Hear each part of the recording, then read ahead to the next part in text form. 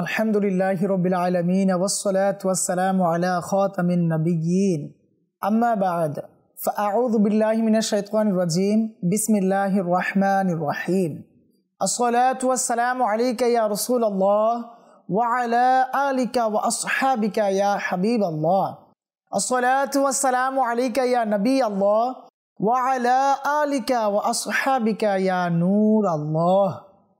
মাদানী চ্যানেলের দর্শকবৃন্দ, মাদানী চ্যানেলের নতুন অনুষ্ঠান, এই অনুষ্ঠান থেকে আপনাদেরকে এক রাশ প্রীতি ও শুভেচ্ছা জানাচ্ছি।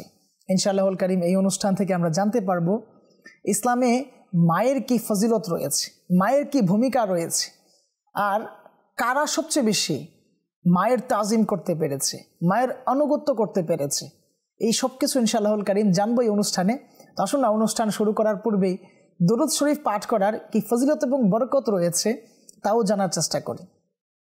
রাসূল আকরাম নূরে মুজাসসাম সাল্লাল্লাহু আলাইহি সাল্লাম ইরশাদ করেন, তোমরা যেখানেই থাকো আমার প্রতি দুরূদ শরীফ পাঠ করো, কেননা তোমাদের দুরূদ শরীফ পাঠ আমার নিকট পৌঁছে থাকে। সুবহানাল্লাহ, সুবহানাল্লাহি ওয়া বিহামদিহি, সুবহানাল্লাহিল আযীম। মাদানী চ্যানেল দর্শকবৃন্দ, একবার ভেবে তো দেখুন আমি আপনি কি এমন এক আযীম ও শান কাজ করছি। তো আসুন না আমরা নিয়ত করি ইনশাআল্লাহুল কারীম অধিক হারে দুরূদ শরীফ পাঠ করব। এই প্রোগ্রামকে সুসজ্জিত করার নিয়তে আসুন আমরা আরো একবার দুরূদ শরীফ পাঠ করে নিই। সাল্লু আলাল হাবিব সাল্লাল্লাহু তাআলা আলা মুহাম্মদ সাল্লাল্লাহু আলাইহি ওয়াসাল্লাম। মাদানী চ্যানেলের দর্শকবৃন্দ, আসুন না আমরা কিছু ভালো ভালো নিয়ত করে নিই। মুমিনের নিয়ত তার আমল অপেক্ষা উত্তম রয়েছে। তাই আমরা এই অনুষ্ঠানের শুরুতেই ভালো ভালো কিছু নিয়ত করছি। ইনশাআল্লাহুল কারীম আমি যা বলবো এর উপর আমল করানোর উদ্দেশ্যেই বলবো। আর আপনারাও নিয়ত করেন ইনশাআল্লাহুল কারীম যা শ্রবণ করবেন এর উপরে নিজে আমল করে অপরের নিকট পৌঁছে দেওয়ার চেষ্টা করবেন। আল্লাহ সুবহানাহু ওয়া তাআলা আমাদের সকলের এই উপস্থিতিকে, এই পরিশ্রমকে কবুল করুন। মাদানী চ্যানেল সর্বদাই আপনাদের উদ্দেশ্যে চমৎকার চমৎকার অনুষ্ঠানমালা সাজিয়ে থাকেন। তো এরই ধারাবাহিকতায় মাদানী চ্যানেলের এই নতুন অনুষ্ঠান আলোচনা করার সৌভাগ্য অর্জন হয়েছে। এখানে ইনশাআল্লাহুল কারীম আমরা আলোচনা করব মা কেমন নিয়ামত। একজন মা তার সন্তানের জন্য কত কত কল্যাণের দরজাকে উন্মুক্ত করতে পারে। আলহামদুলিল্লাহ, আমরা তো মুসলমান মা পেয়েছি, নিজেও মুসলমান রয়েছি। আমাদের হিসাবটা কিন্তু অনেক সহজ, যে আমরা জন্ম থেকেই ইসলামের যে বিধিবিধান রয়েছে সে সম্পর্কে অবগত রয়েছে। কিন্তু সাহাবায়ে কেরাম আলাইহিম রিদওয়ানগণ, যারা কিনা উম্মতের মধ্যে সর্বোচ্চ মাপের উম্মত, যারা কিনা এমন অনেক সাহাবী রয়েছে যারা কিনা এই দুনিয়াতে জান্নাতের সুসংবাদ পেয়েছেন, তারা কিভাবে পেলেন এই সুসংবাদ, কি এমন নেক কাজ তারা করেছিলেন, কি এমন ভূমিকা ছিল তাদেরকে সাহাবী ও রাসূল হিসাবে প্রতিষ্ঠিত করার জন্য। তো ইনশাআল্লাহুল কারীম জানবো এই সব কিছু। আসুন মাদানী চ্যানেলের দর্শকবৃন্দ, আমরা প্রথমেই ইসলামে মায়ের যে কি ভূমিকা রয়েছে, মা যে কত বড় এক নিয়ামত, এই ব্যাপারে কিছু শ্রবণ করার চেষ্টা করি। নিঃসন্দেহে মা কুদরতের এক অমূল্য উপহার। মা তিনি যিনি কনকনে শীতে তার সন্তানকে উষ্ণতা দেওয়ার জন্য সারা রাত জাগ্রত থাকে।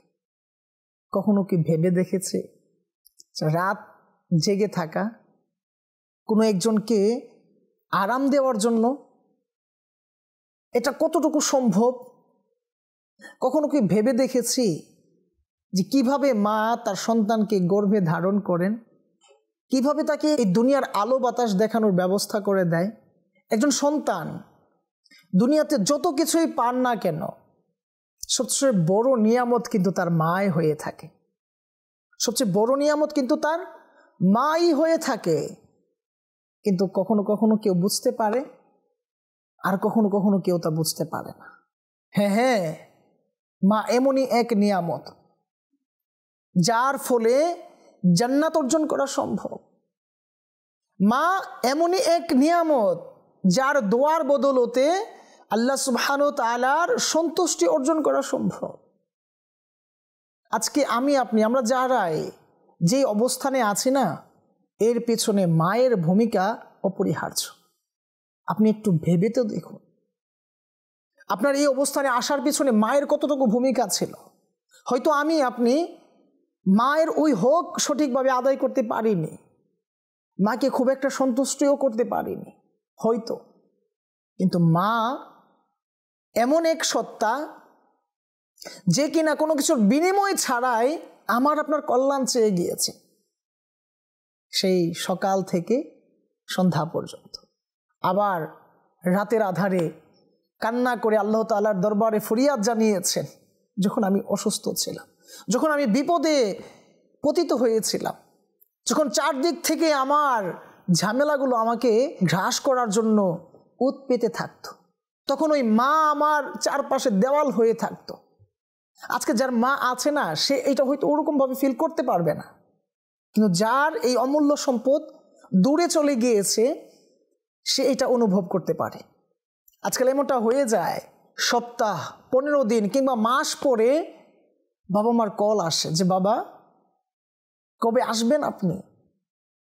উত্তরে আমরা বলি আমার তো অনেক ব্যস্ততা, আমার তো সময় নেই, আমি তো অনেক কাজে ব্যস্ত, আমি কিভাবে এখন আসতে পারি, ইত্যাদি ইত্যাদি বলে থাকি।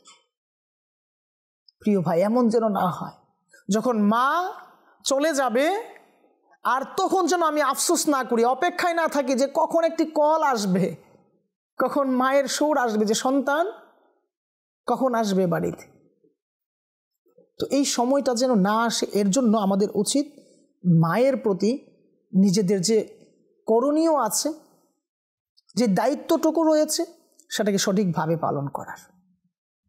ফারুকে আজম রাদিয়াল্লাহু তাআলা আনহু, যিনি ইসলামের দ্বিতীয় খলিফা ছিলেন, তার ব্যাপারে কে না জানেন তিনি কেমন মহান এক ব্যক্তি ছিলেন। তার ফজিলতের কথা, তার বরকতের কথা, তার গুরুত্বের কথা কোরআন এবং হাদিসে এসেছে, যার জন্য আল্লাহ রাসূল সাল্লাল্লাহু আলাইহি ওয়াসাল্লাম আল্লাহ তাআলার দরবারে দোয়া করেছেন, তাকে যেন আল্লাহ সুবহানাহু ওয়া তাআলা ঈমানের দৌলত দান করেন।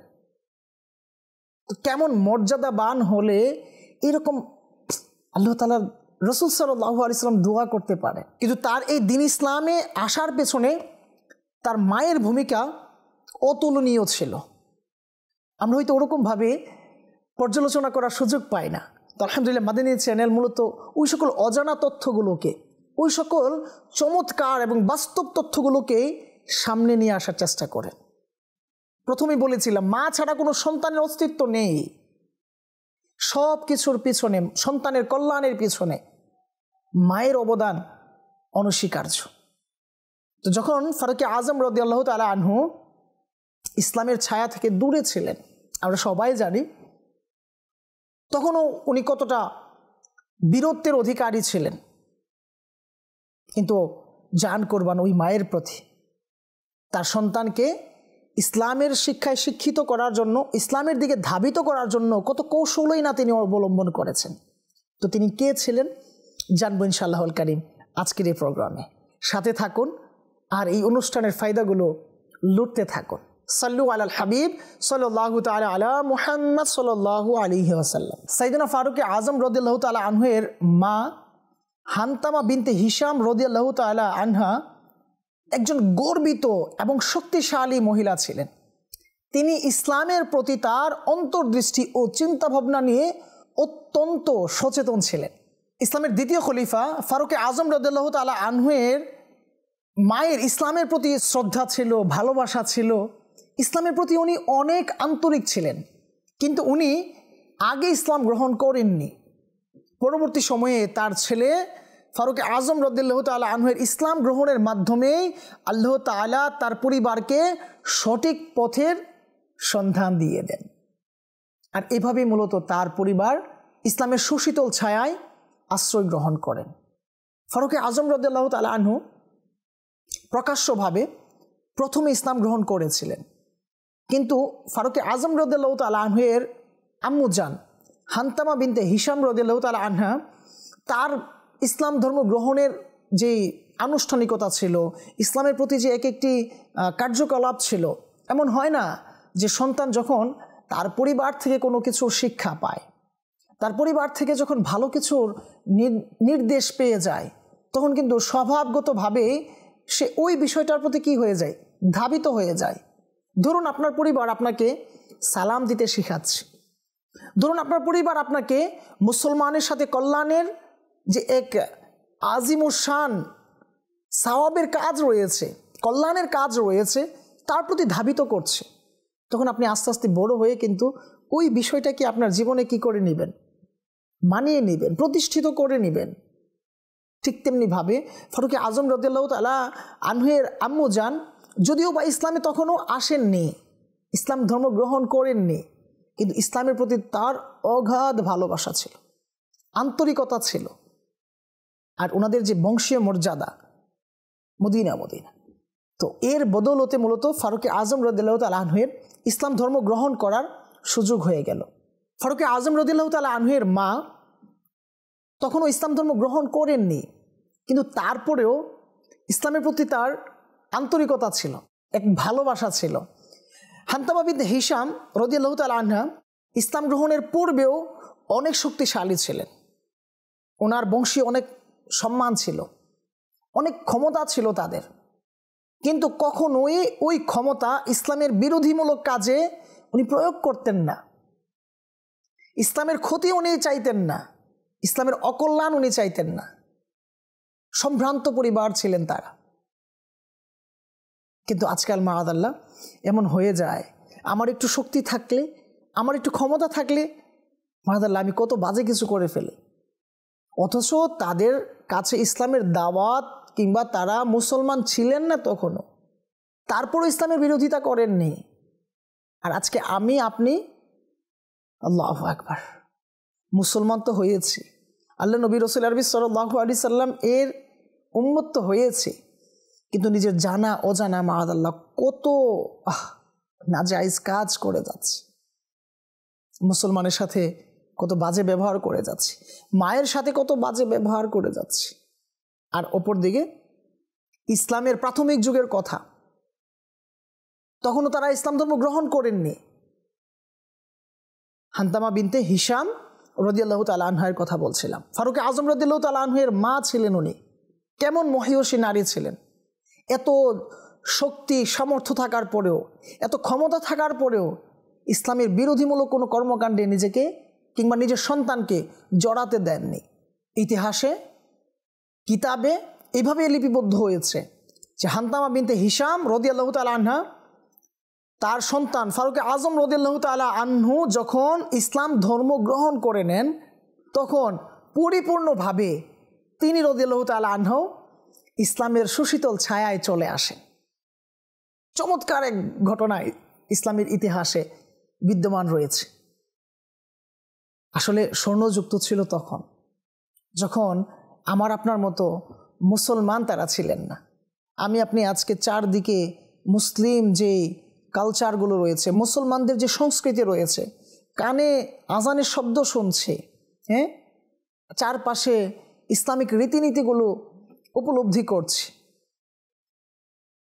কিন্তু আফসোস তারপরও আমি আপনি ইসলামিক কর্মকাণ্ডের সাথে হয়তো নিজেকে ওরকমভাবে ওতপ্রোতভাবে জড়াতে পারছি না। কতটুকু ব্যর্থ আমি আপনি আজ। আর ওই সময় না এত মসজিদ ছিল, না এত আজানের শব্দ ছিল, না এত নসিহত ছিল, তারপরেও তারা কতটুকু আন্তরিক ছিলেন। তো ফারুক আজম রাদিয়াল্লাহু তাআলা আনহুর ইসলাম ধর্ম গ্রহণের পরপর হান্তামা বিনতে হিশাম অর্থাৎ হযরত সাইয়েদনা ফারুক আজম রাদিয়াল্লাহু তাআলা আনহুর মা ইসলাম ধর্ম গ্রহণ করে নেন। মাদানী চ্যানেলের দর্শকবৃন্দ, আজকে হয়তো আমি আপনি আমার আপনার মায়ের জন্য, আমি আপনি হয়তো আমার আপনার সন্তানের জন্য সঠিক পথ পেয়ে যাচ্ছে। আজকে এমন অসংখ্য মা রয়েছে যারা কিনা সন্তানের কাছ থেকে দ্বীন ইসলামের সঠিক শিক্ষা গ্রহণ করছেন, সন্তানের কাছ থেকে তিলাওয়াতে কোরআন শিখছেন, হাদিসে কারিমাগুলো জানার চেষ্টা করছেন।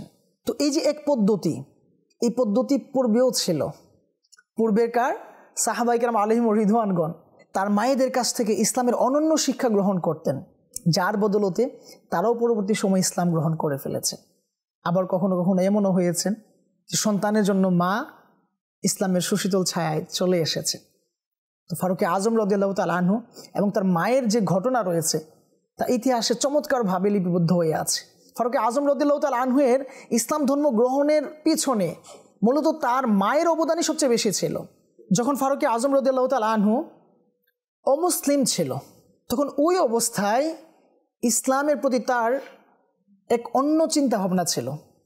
প্রকাশ্যভাবে ইসলামকে নিয়ে উনি অনেকটাই বিচলিত ছিলেন, উনি ইসলামের বিরোধিতা করতেন। তো ওই সময়ও ফারুক আজম রাদিয়াল্লাহু তাআলা আনহুর আম্মু জান, উনিও কিন্তু তখনও অমুসলিম ছিলেন, তারপরও কখনোই তার সন্তানের ওই কাজকে প্রশ্রয় দিতেন না, বরং সুকৌশলে তার সন্তানকে পরামর্শ দিতেন, তার সন্তানকে ইসলামের প্রতি ধাবিত করতেন। ইতিহাসে তা খুব সুন্দরভাবে লিপিবদ্ধ হয়েছে সোনালী অক্ষরে। বলা হচ্ছে, কিতাবে এসেছে যে ফারুক আজম রাদিয়াল্লাহু তাআলা আনহু কখনো রেগে গিয়ে ইসলাম সম্পর্কে তার মায়ের কাছ থেকে জানতে চাইলেন যে আপনি ইসলামকে কিভাবে দেখেন, অর্থাৎ তার মায়ের মধ্যে ইসলাম কতটুকু বিরাজমান, কিংবা তার মা ইসলামকে কোন নজরে দেখে। এই ব্যাপারে যখন প্রশ্ন করা হয় তখন তার মা প্রাথমিকভাবে একটু দ্বিধাদ্বন্দ্বে পড়ে যায়, কিন্তু পরবর্তী সময় সুকৌশলে ইসলামের সৌন্দর্যের যে দিকগুলো রয়েছে, ইসলামের যে বিশালতা রয়েছে, ইসলামের যে মহত্ব রয়েছে, ইসলামের যে কল্যাণকর দিকগুলো রয়েছে, তা উনি সুন্দরভাবে ফারুক আজম রাদিয়াল্লাহু তাআলা আনহুর সাথে বর্ণনা করতেন। তো পরবর্তী সময়ে আল্লাহ তাআলার দয়া হলো যে আল্লাহর নবী রাসূল আরবি সাল্লাল্লাহু আলাইহি ওয়াসাল্লামের দোয়া কবুল হয়ে যায়, আর ফারুক আজম রাদিয়াল্লাহু তাআলা আনহু ইসলামের সুশীতল ছায়ায় চলে আসে। আর এরপর পরে আল্লাহ তাআলার দয়ায় আমাদের প্রিয় নবী রাসূল আরবি সাল্লাল্লাহু আলাইহি ওয়াসাল্লামের সাদকায় ফারুক আজম রাদিয়াল্লাহু তাআলা আনহু ইসলামের দ্বিতীয় খলিফা হয়ে যায়, আর ওনার পরিবার ইসলামের সুশীতল ছায়ায় প্রবেশ করে যায়।